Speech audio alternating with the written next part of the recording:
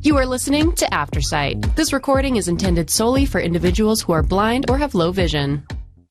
Thank you for joining us for audiobook news read by Sarah, featuring Audiophile Magazine. And in this edition, Audiophile Magazine is celebrating Golden Voices, celebrating exceptional narrators. Audiophile is delighted to recognize the careers and outstanding audiobook performances of our Golden Voice narrators. And you can learn more about this by listening to Audiophile's Behind the Mic podcast to hear extended interviews and highlights and find more about all of these exceptional narrators at audiophilemagazine.com/golden-voice. And the first featured Golden Voice is Dominic Hoffman. What helps you to achieve an emotional connection to a book and the characters? I consider myself an actor/writer principally, which means I am always compelled to find the emotional connection with the material, whatever it might be. What else is there in storytelling? There's always something at stake. There's always conflict. There are always character wants or needs. In the midst of that, we find joy, sorrow, heartache, and epiphanies. That seems to me to be the journey. Storytelling is as old as humanity and makes up a great deal of its meaning. A narrator is fortunate when they get something which speaks to them personally. Otherwise, it's all improvisation, which is the most valued asset in an actor's toolbox. Where do you find inspiration for accents or other aspects of your performance? As I said, I'm an actor. I went to conservatories back in the day when accents were obligatory unless you wanted to keep playing the same character. I get most of my accents from life, in that I have a very wide circle of friends and acquaintances. I also travel quite a bit and have always been interested in languages. I have written and performed in solo shows where all the characters, male and female, young and old, have different speaking accents and patterns. As an actor, I have found it easier to portray a completely different person than yourself if the character has an accent. One can also arrive at that with movement, but in a recording studio, movement is a moot point. I say that jokingly, but it is also true. What has surprised you the most about your work in audiobooks? What surprises me most is that people like what I do. This is not humility. As Oscar Wilde once said, humility is the worst kind of conceit. Every time I get a book assigned to me, I tremble a bit. If I think it's a really good book, I tremble a great deal. The first thought that comes to mind is that the book is perfect as it is. The second thought is, I'd better not mess this up. The pressure is always on the narrator not to compromise the excellent work.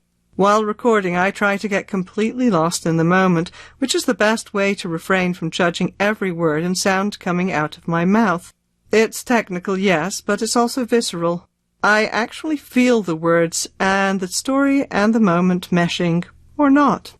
And essential listening for Dominic Hoffman includes Deacon King Kong by James McBride, I Can't Breathe by Matt Taibbi, James by Percival Everett, Heaven and Earth Grocery Store by James McBride, and Walter Mosley's Ptolemy Gray. And our next featured narrator is Kate Redding. What's your favorite thing about narrating audiobooks? The act of creating a world. It's miraculous. I sit in a 4-foot by 4-foot cub and play in a vast universe. Hamlet said, I could be bounded in a nutshell and count myself a king of infinite space, which describes how I feel. I am fascinated by the challenge of figuring out the author's voice, the tone of a story embodying all the characters, being sensitive to the pace of a plot. It's a natural extension of my work on stage, except the only one I'm collaborating with is the text. I think because the craft is so interesting to me, I enjoy all sorts of different genres. At the heart of any book is a human story, whether urban fairy, epic fantasy, mystery, romance, classic, or contemporary fiction, biography, history, comedy, sci-fi, or genres that haven't even been invented yet, and it's a delight to serve them as best as I can. Tell us about a memorable character you've given voice to. There are too many to choose. Thousands of characters, and in the moment each is memorable, worthy, interesting, all I'm aware of. Then it's over and I move on. Current projects and characters I am enjoying include Charlotte Holmes, the adorably gluttonous brilliant detective in Sherry Thomas's Lady Sherlock series. The Sweet Blue Distance by Sara Donati, midwife Carrie Ballantyne's journey to Santa Fe in the mid-1800s, full of a history of that era, featuring characters from Donati's Into the Wilderness and Waverly Place series, which I started narrating 15 years ago. Dorothy Martin, amateur detective, expat American, she of the creaky knees and teacher's wisdom. This series is by Jean M. Dams, and I just completed 17 of these books. I grew up in England, so it was fun to recognize familiar places and learn about new ones. Wrath of a Sun is the last in the epic fantasy series The Lords of Aleka by A.E. Rain, with gods bickering and scheming, massive battles, magic, and dreamer Edith Nagel, who is every imposter syndrome victim ever, and is clumsy but brilliant and sneezes often, and endears herself to me. The Enigma Lights by J.A. Andrews, which features a magic system based on runes, an evil empire, a heroic journey for Kate to unlock the puzzle, and some of the characters from The Keeper Origins. A definite standout character is the eclectically inventive Kobold Pernicious, and a hilarious pair of grumbling dwarf brothers. Tell us about a time you've gotten feedback from a fan. One fan sent a message to our merch company, New Creations by Jen, thinking she was messaging me. The message was, "You need to record the letters of Jane Austen." I laughed when I heard that, and then realized the book is in the public domain, so I produced it with Spoken Realms, and it came out in January. And essential listening for Kate Redding includes A Memory of Light by Robert Jordan and Brandon Sanderson, Death and the Maiden by Ariana Franklin and Samantha Norman, Brandon Sanderson's Rhythm of War, The Art of Theft by Sherry Thomas, and The Souvenir Museum by Elizabeth McCracken. And our final featured golden voice is Robert Petkoff. How did you get started with narrating? I got a call from my commercial VO agent one day asking if I would be interested in narrating audiobooks. Hachette was seeking new narrators. I said yes and was off and running. I was surprised by how much vocal stamina it took, but also I had so much fun with all the voices and dialects that I was hooked. My first book for Hachette was Beat the Reaper by Josh Bazell, which earned me an Audie nomination for Best Male Narrator, so it was an exciting start for me. Do you approach narrating fiction and non-fiction differently? With fiction, I read the book first to get a sense of tone and then go through and highlight each character's dialogue with a different colour, so when I'm recording, I can know which character is speaking next and have their voice ready. It makes it easier for me. I make notes about dialect and even recordings in iAnnotate to listen to when I need it. With non-fiction, I have started using Positron to read the script for me. It goes through and finds all complex names and words that I might have to research for pronunciation. Then I can cold read the manuscript while narrating. My approach is to try and narrate non-fiction as if I'm just telling someone about this cool thing I've learned. I want to blend a conversational tone with a little better diction than I might use in an everyday conversation. What's the most interesting piece of research you've done?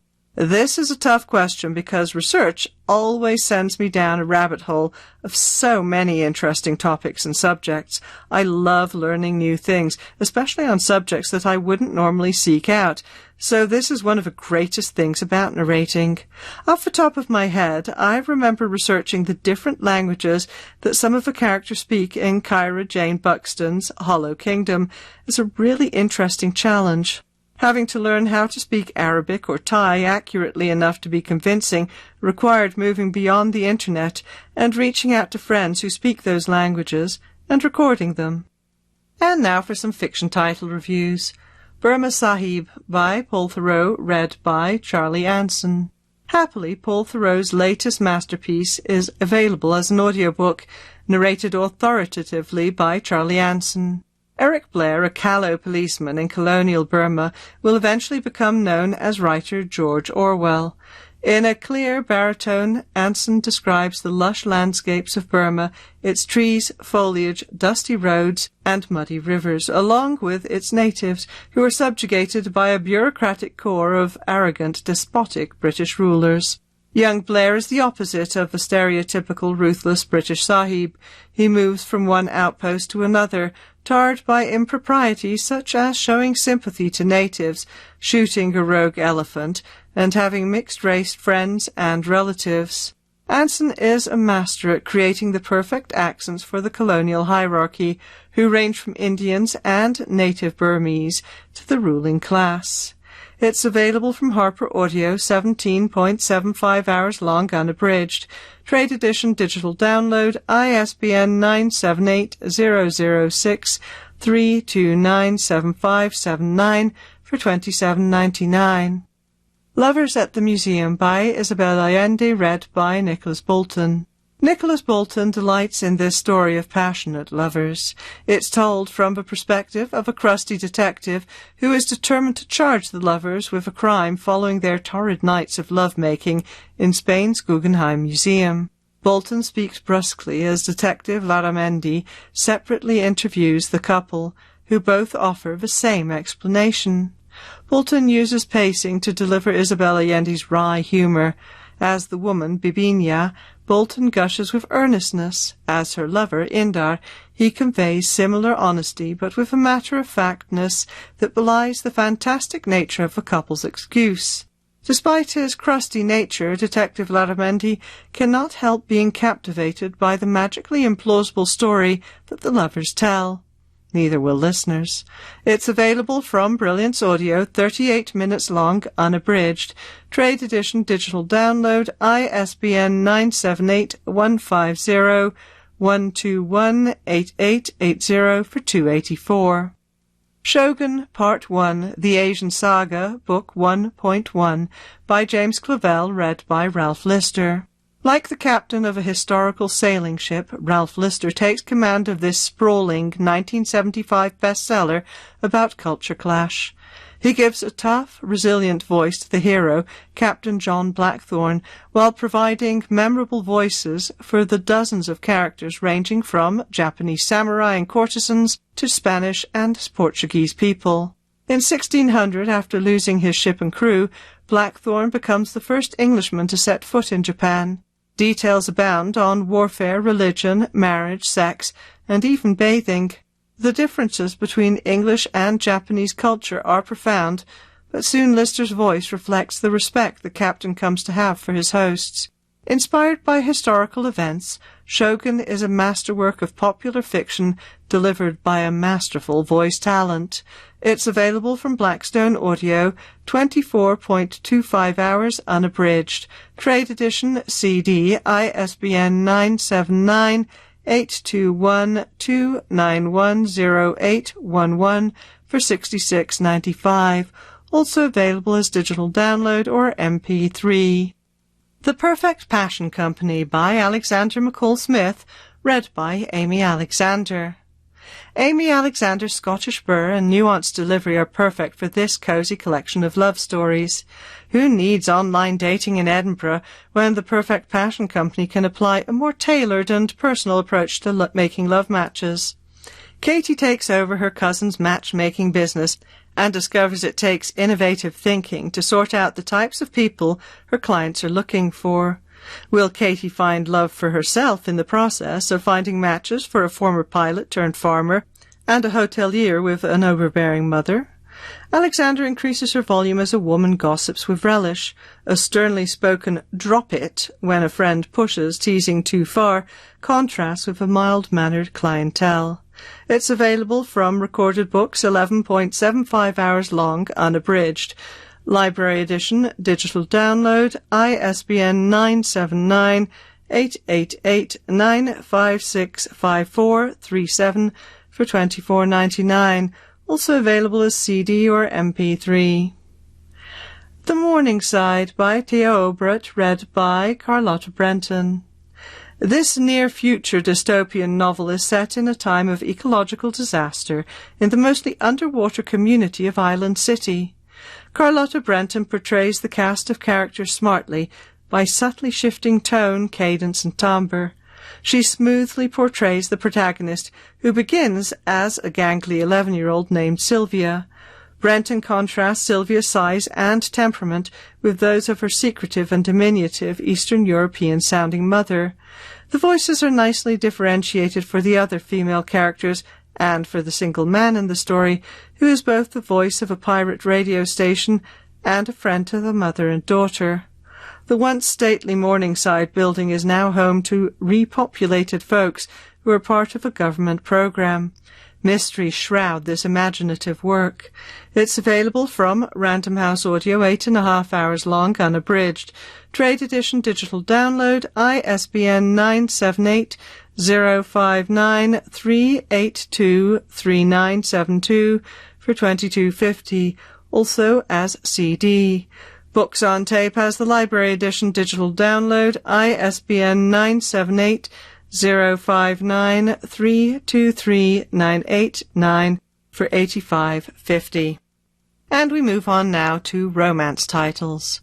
Birding with Benefits by Sarah T. Dubb, read by Mia Hutchinson-Shaw and Evan Sibley. Narrators Mia Hutchinson-Shaw and Evan Sibley are a winning team in this charming romance.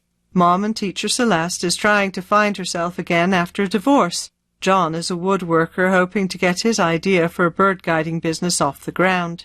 She's a complete newbie to birding, but Celeste agrees to be John's partner in the 42-day bird binge competition and to pose as his girlfriend, though neither is looking for a real relationship.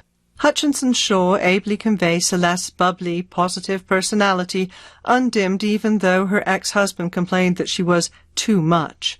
Sibley captures John's shy outward demeanour and thoughtful inner world. Attraction sparks as John and Celeste add birds to their list in the beautifully described Arizona wilderness. For listeners, it's all a delight. It's available from Simon & Schuster Audio, 10 hours long, unabridged. Trade edition digital download, ISBN 978-179-717-9063 for $24.99. The Fake Dating Game by Timothy Janofsky, read by Mark Sanderlin. Narrator Mark Sanderlin brings a dry sense of humour to this queer fake dating rom-com. When Holden James's partner unceremoniously dumps him just before they were to audition for their favourite game show, Holden scrambles to find a replacement. Enter Leo Min, who is happy to be Holden's fake boyfriend for the competition. What neither anticipates is their sizzling chemistry. Sanderlin brings each character to life with a distinct voice. Personalities range from Holden's ex-boyfriend's stuffiness to Leo's warmth and easygoing style. Sanderlin takes care to amplify the emotions in each scene, whether silly and light-hearted or steamy and sensual. All is delivered through Sanderlin's charming narration. It's available from Harlequin Audio, 7.5 hours long, unabridged. Trade edition digital download, ISBN 978-148-823-0370 for $21.99. A Governess's Guide to Passion and Peril, A Lady's Guide, Book 4, by Amanda Collins, read by Mary Jane Wells. Mary Jane Wells's eloquent voice captivates the listener as she delivers this historical romantic suspense. Jane Halliwell once had dreams of owning her own home. However, due to her father's death, those dreams never materialized. Now working as a governess to make ends meet, she finds her life turned upside down when her employer is murdered. To solve the crime, Jane must work with Lord Adrian Fielding, who once broke her heart. Narrating in the third person, Wells delivers nuanced fluidity and charm while immersing listeners in every aspect of the story. Her dialogue showcases various accents, and her tone is always appropriate. Listeners will be rooting for Jane and Adrian to identify the murderer and find happiness together. It's available from Hachette Audio, 6.5 hours, unabridged. Trade edition digital download, ISBN 978-166-863-7340 for $24.99. In which Margot Halifax earns her shocking reputation, by Alexandra Vasti, read by Mary Morrison. Mary Morrison narrates a sweet yet decidedly spicy historical romance. Delighted at being half of the notorious Halifax Hellions, Margot Halifax is unwilling to see how her shocking reputation could limit her. Buttoned-up Henry Mortimer has loved Margot for years, precisely because of her impetuosity, but has never spoken of his feelings. Morrison's narration captures both Margot's madcap behaviour and Henry's calm practicality. Morrison deftly peels back the facades Margot and Henry present to show deeper truths, such as Margot's unacknowledged fear of being abandoned, and Henry's secret erotic fantasies regarding Margot, which she is delightfully eager to reciprocate. Morrison's performance both charms and titillates. It's available from Dreamscape, 3.5 hours long, unabridged. Trade edition, digital download, ISBN 978-166-665-6138 for $14.03. Sex, Lies and Sensibility by Nikki Payne, read by Casey Rogers, Phil Ava and Nikki Payne. Casey Rogers and Phil Ava narrate a contemporary take on Sense and Sensibility. After learning at their father's funeral that they are his secret family and will inherit nothing, Nora and her sister set out to make the best of it. Ennis Bear Freeman is struggling to keep his business afloat when two seemingly rich girls show up to complicate his life. Roger's portrayal of Nora is achingly poignant, giving equal weight to her shame at a past trauma, grief at her father's death, rage at how she has been treated, and determination to succeed. Ava's portrayal of Bear is heartbreaking, highlighting his desire to do right by others while sacrificing his own happiness. A brief author's note read by Nikki Payne provides insightful context. It's available from Penguin Audio, 11.25 hours unabridged. Trade edition, digital download, ISBN 978-059-374-7438 for $22.50. Books on Tape has the library edition, digital download, ISBN 978-059-374-7445 for $95. Waiting for the Flood by Alexis Hall, read by Will Watt. Will Watt expertly performs the second in the Spire series. A re-release of a previously published book, this audiobook includes additional stories and background materials featuring Edwin, his ex Marius, and their new loves. As a flood hits his Oxford neighbourhood, Edwin meets Adam, the ginger civil engineer, who is trying to lessen the impending damage to the community. After leaving his parents' home in an agitated rush, Marius falls, spraining his foot and losing his phone in the nearby river.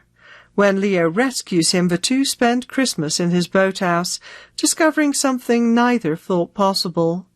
Watts's knack for capturing characters' uniqueness shines brightly, most notably in his portrayal of Edwin. Watts's expressive delivery transports listeners to these slices of Edwin and Marius's lives. It's available from Dreamscape, 8.75 hours unabridged. Trade edition, digital download, ISBN 978-166-665-5223 for $27.29. And a couple of romance preview titles. Just Some Stupid Love Story by Caitlin Doyle, read by Christine Lakin and Tim Page.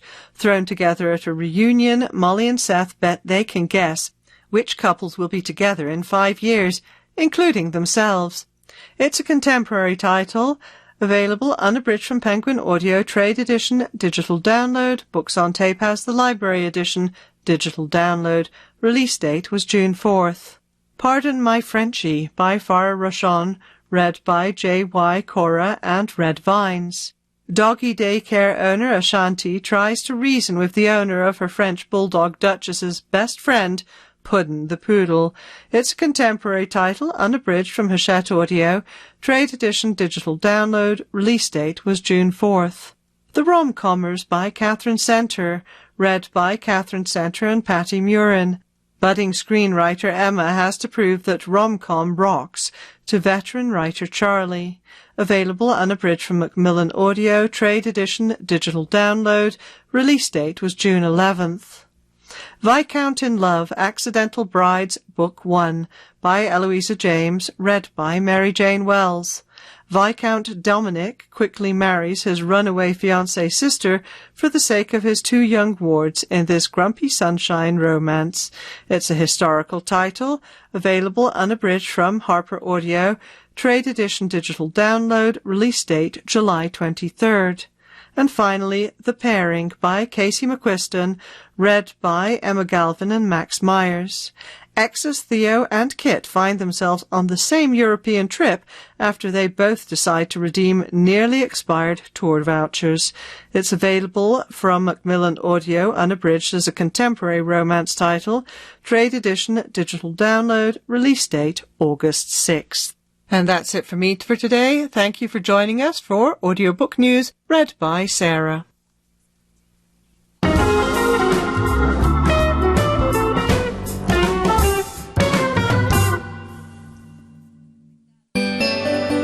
This is AfterSight, a community hub for audio news, entertainment, and resources. Are you feeling excluded from important decisions about your loved one's care? The Boulder County Area Agency on Aging, in collaboration with the Alzheimer's Association, is here to help. They have some expert advice for you. First, remember that your presence matters. Spending quality time with your grandparent can combat feelings of loneliness and isolation. It provides emotional support and a sense of purpose for both of you. You can also help with household tasks like cleaning, organizing, or grocery shopping. This can alleviate some of the burden on other caregivers and give you a chance to bond with your grandparent. Consider engaging in activities like cooking together or baking their favorite recipes. If you're tech-savvy, assist your grandparent with digital devices and the internet. Setting up smartphones, tablets, or computers can help them stay connected and access online resources. You can also help them arrange transportation for social engagements or necessary appointments. Be an advocate for your grandparents' well-being. Keep an eye on their living environment, ensuring it remains safe and comfortable. Help them understand complicated instructions and manage medications. By being attentive, you can identify any unmet needs. Remember, you don't have to navigate this journey alone. Reach out to the Boulder County Area Agency on Aging at 303-441-1617 or visit bouldercountyhelp.org. That number again is 303-441-1617. They can provide valuable resources, including information on durable medical equipment, home modifications, and fall prevention strategies. To learn more about their services and educational opportunities, visit boco.org/caregiving. They are here to support you every step of the way. Attention senior residents of Arapahoe, Douglas, Elbert, and Lincoln counties. Mark your calendars for the 2024 Senior Law and Safety Summit, an enlightening event geared towards safeguarding our senior community against physical and financial threats. This summit is hosted by the Office of the District Attorney of the 18th Judicial District and occurs once every 2 years, so don't miss out. Join us on Saturday, July 13th, 2024, from 8:30 a.m. to 3 p.m. at the Charles Schwab Conference Center in Lone Tree, Colorado. This year's summit features an impressive lineup of speakers, including District Attorney John Kellner and representatives from local law enforcement and fire safety departments. The summit will cover crucial topics such as fraud prevention, crime prevention, and elder law, with 16 workshops offered by various experts, including the Better Business Bureau, CU Anschutz Vespa, and the Colorado Bureau of Investigations. Additionally, explore exhibitor tables from government agencies, elder law firms, and nonprofits, all there to provide you with valuable resources. Need legal advice? Take advantage of the Ask a Lawyer booth, where you can meet with an attorney for a free consultation on estate planning, wills, and much more. Lunch is also provided, ensuring a comfortable and informative day. Space is limited, so make sure to secure your spot. If you have questions or need more information, call 720-874-8487 or email jsorrells@coda18.gov. Stay informed, stay safe, and we'll see you at the summit.